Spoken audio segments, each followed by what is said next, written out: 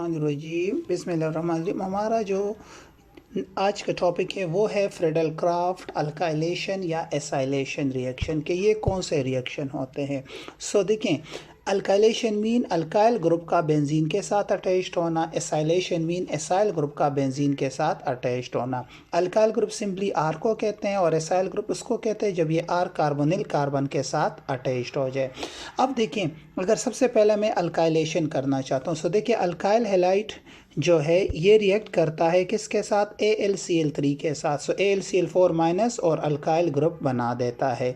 ठीक है, अब ये अल्काइल ग्रुप्स जो है ये अटैक करता है किस पे, यहाँ पे स्पाइस सिस्टम पे, कार्बोकेटाइन बना देते। उसी तरह मैकेनिज्म है। अब ये H जो है ये यहाँ जाते AlCl4 इस H को निकाल के HCl बना देता है। AlCl3 जो लेविस एसिड है वो आप दोबारा रीजनरेट हो जाता है और यहाँ पे आपके पास अल्काइल बेंजीन बन जाता है। लेकिन ये जो अल्काइल ग्रुप है बेसिकली मतलब CH3 हो, C2H5 हो, ये इलेक्ट्रॉन डोनेटिंग ग्रुप्स है। इलेक्ट्रॉन डोनेटिंग वो ग्रुप्स होते हैं जो इस बेंजीन को इलेक्ट्रॉन डोनेट करते हैं। और ये अल्काइल ग्रुप जो है बेसिकली ये CH3, लेट सपोज ये मैं CH3 लिख देता हूँ, H और H।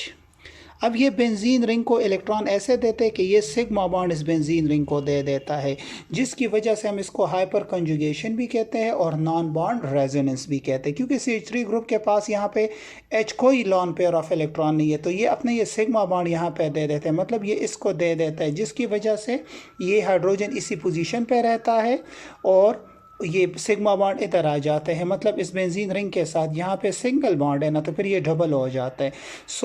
इस फिनोमेना को हम हाइपर कंजुगेशन भी कहते हैं और नॉन बॉन्ड रेजोनेंस भी कहते हैं। अगर आपसे कोई पूछे बाकी जितने भी ग्रुप्स होते हैं जो ऑर्थो पैरा डायरेक्टिंग होते हैं वो जनरली लॉन पेयर या नेगेटिव, लेकिन अल्काइल ग्रुप जो है बेसिकली इसके पास कोई लॉन पेयर नहीं है।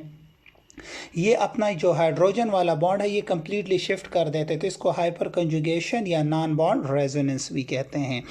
तो अल्काइल बेंजीन, फिर दूसरी बात, ये बेंजीन रिंग की रिएक्टिविटी इंक्रीज करता है, तो ये मोनो अल्काइलेशन पे नहीं रुकता, डाई भी बन सकता है और पॉली अल्काइल बेंजीन भी बन सकता है।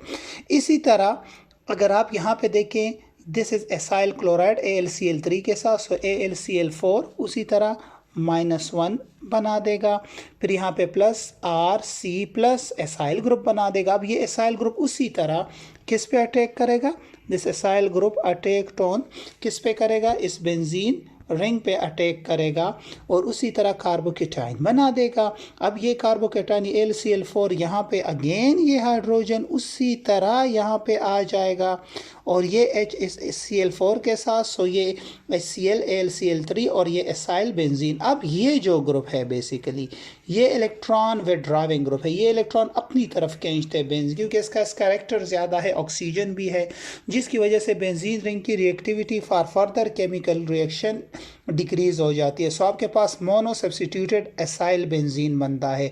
और अल्काइल ग्रुप जो है ये इलेक्ट्रॉन डोनेटिंग ग्रुप है, सो ये रिएक्टिविटी को मज़ीद इंक्रीज करते हैं, इसलिए आपके पास पॉली सब्सटीट्यूटेड बेंजीन बन जाता है। सो फ्रेड-क्राफ्ट रिएक्शन क्या होते हैं, those chemical reaction in which hydrogen of benzene is replaced by alkyl group और acyl group is called alkylation और एसाइलेशन ऑफ बेंजीन, या फ्रेडल क्राफ्ट अल्काइलेशन या एसाइलेशन कहते हैं इसको।